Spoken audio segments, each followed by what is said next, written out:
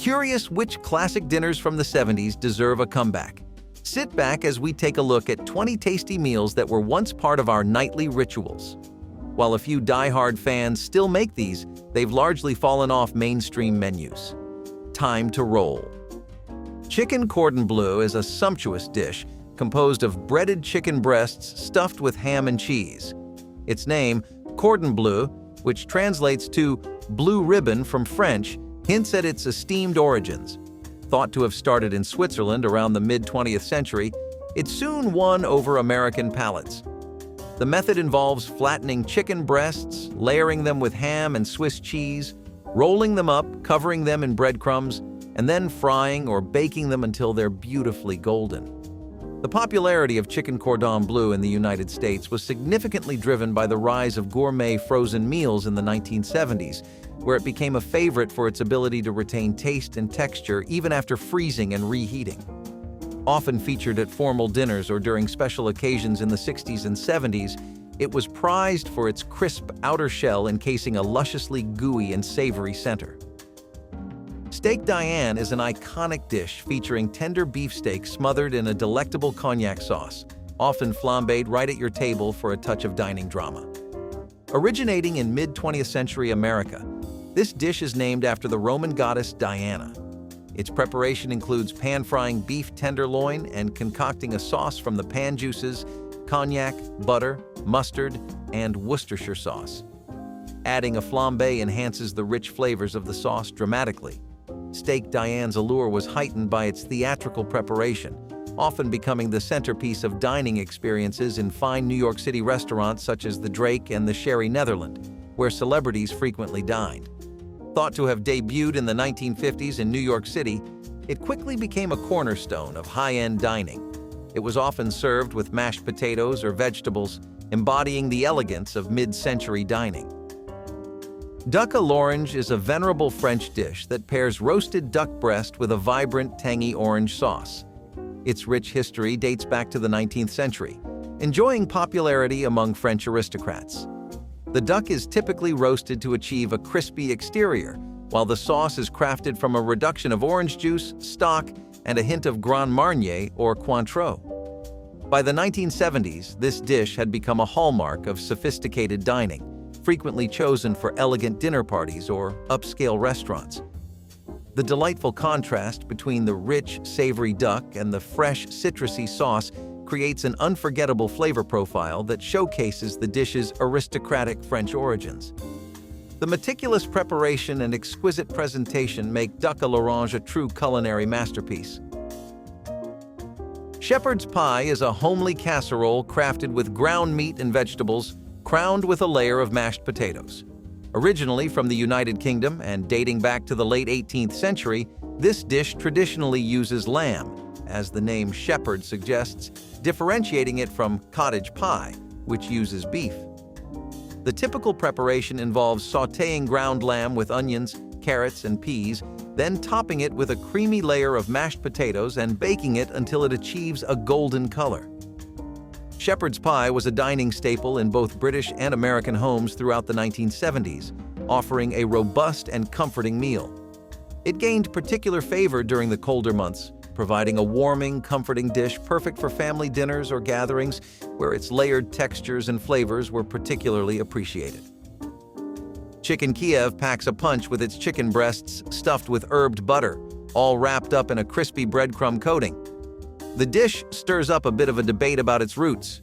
Some folks reckon it was whipped up by French chefs back in the early 19th century, while others swear it was crafted by a Ukrainian chef in a Moscow kitchen in the early 20th century. Regardless of its backstory, Chicken Kiev began turning heads internationally around mid-20th century, becoming the go-to at dinner parties and special events. The traditional way to do it? Flatten those chicken breasts, tuck in a mix of butter, garlic, and herbs, roll them up, bread them, and fry to a golden brown. When sliced, the butter inside just bursts out, making a rich, flavorful sauce. By the 1960s, it had secured its spot on menus across America, often served with a side of veggies or rice. Veal Parmigiana brings a little taste of Italian-American heritage to the table, featuring breaded veal cutlets smothered in tomato sauce and melted cheese. Born in the kitchens of Italian immigrant communities in the U.S., this dish was a clever adaptation of traditional Italian recipes tailored to American tastes. It first surfaced in the early 20th century, with Italian-American families swapping out eggplant for veal. Introduced in Italian-American eateries soon after, veal Parmigiana became a staple. The preparation? Bread those veal cutlets, fry them up, layer with marinara sauce, and a good helping of mozzarella or Parmesan, then bake it until it's bubbling and golden. It hit its peak popularity in the 1950s and 1960s, often accompanied by pasta, crafting a hearty and satisfying meal. Sole Munier is a delicate and refined French classic, consisting of tender fish fillets lightly dredged in flour, sautéed in butter, and spritzed with lemon. The dish gets its name, Munier, from the traditional French technique used in its preparation. It first captured hearts in France early in the 20th century, where it quickly became a fixture in upscale dining. Julia Child's profound endorsement of Sole Munier, after experiencing it as her first memorable meal at La Couronne restaurant in 1948, catapulted the dish to international fame and sparked her lifelong passion for French cuisine. To whip up Sole Munier, the fish fillets are sautéed until golden, then drizzled with a simple butter, lemon, and parsley sauce. Usually served with a side of veggies or potatoes, this dish offers a light, refreshing meal that perfectly showcases the subtle flavors of the fish. Crab Louie, also known as the King of Salads, is a classic that originated on the U.S. West Coast in the early 20th century. While its birthplace is up for debate, some say the Palace Hotel in San Francisco, others point to Solari's restaurant in Seattle.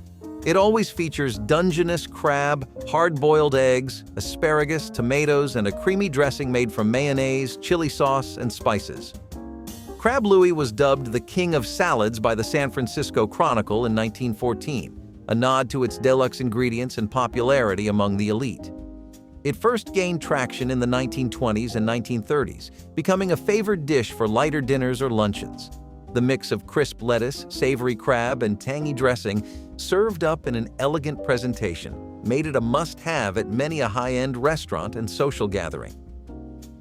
Chicken Diane is all about comfort, featuring chicken and broccoli smothered in a creamy cheese sauce, baked to perfection. It originated in the early 20th century at the Divan Parisienne restaurant in New York City, named for the very place that concocted it. Initially designed as a showcase of the chef's skills in French cooking, Chicken Diane made its mark in the mid-20th century as a dish that blended sophistication with simplicity. To make it, layer cooked chicken and broccoli in a baking dish, pour over a sauce made from butter, flour, cream, and cheese, and bake until it's golden and bubbly. This dish is a testament to the fusion of French culinary art with the comfort of American home cooking, creating a truly delightful dish. Eggplant Parmesan is a hearty Italian-American favorite that layers crispy breaded eggplant slices with marinara sauce and cheese. This vegetarian delight originally hails from southern Italy, known there as melanzane alla Parmigiana, and made its way to American shores with Italian immigrants in the late 19th and early 20th centuries. The classic approach involves slicing the eggplant, breading it, and frying it until it's just the right shade of golden brown. These crispy slices are then layered with marinara sauce and a generous helping of mozzarella or Parmesan, and baked until the cheese bubbles with joy. Eggplant Parmesan became a staple in meatless meal traditions, particularly appreciated during the Lenten season among Catholic families in America. Gaining a firm foothold in American Italian eateries during the 20th century, it often comes served with a side of pasta or bread, rounding out a truly satisfying meal. Stuffed pork chops are a comforting classic, stuffed to the brim with a savory blend and often served dripping in rich gravy. This dish found its place in the hearts of Americans in the mid-20th century, particularly loved in the Midwest and southern states. The preparation starts by cutting a pocket into pork chops, which are then filled with a stuffing made from breadcrumbs, onions, celery, and herbs. Once stuffed, the chops are browned until they sport a perfect golden crust, then baked to tender perfection. A favorite for family dinners and Sunday roasts, its hearty and filling nature made it a beloved meal. Stuffed pork chops are a testament to the versatility of pork, accommodating a variety of stuffings from apples to mushrooms, allowing everyone to tailor it to their taste.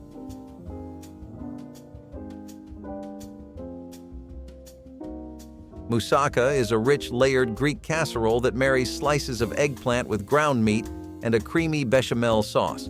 This dish has Middle Eastern origins but was perfected in its modern form by Greek chef Nikolaos Tselementes in the early 20th century. Preparing moussaka involves frying slices of eggplant, layering them with a spicy meat mixture traditionally made with lamb or beef, and then smothering it all under a luscious bechamel sauce. Once assembled, it's baked until the top turns a tempting golden brown, offering a deep, flavorful feast.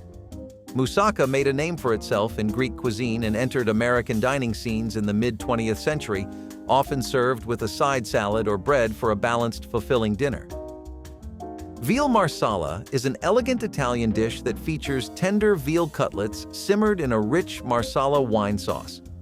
Originating in Sicily, where Marsala wine has been a staple since the 18th century, this dish made a splash in Italian-American kitchens in the mid-20th century.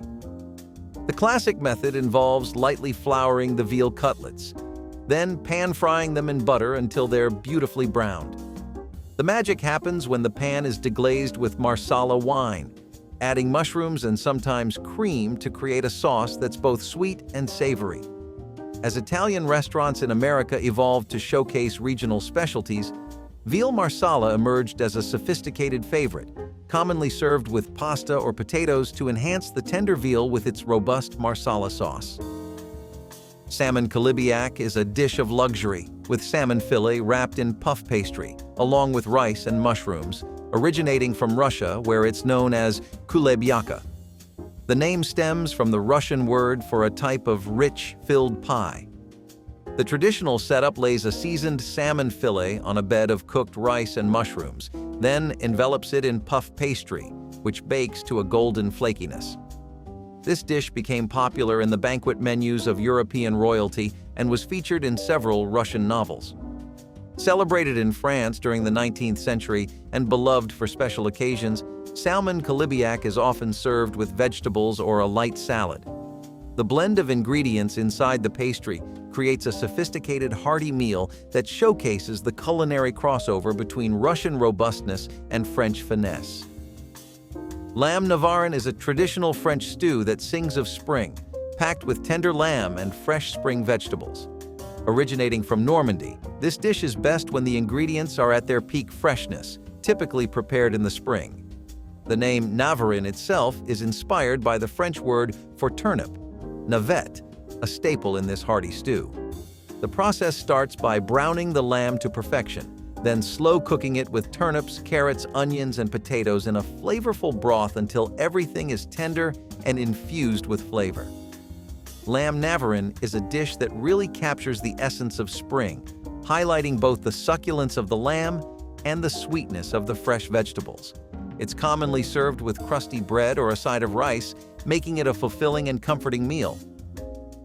Coquille Saint-Jacques is a dish that exudes elegance, featuring scallops baked in a creamy sauce and often served right in their shells.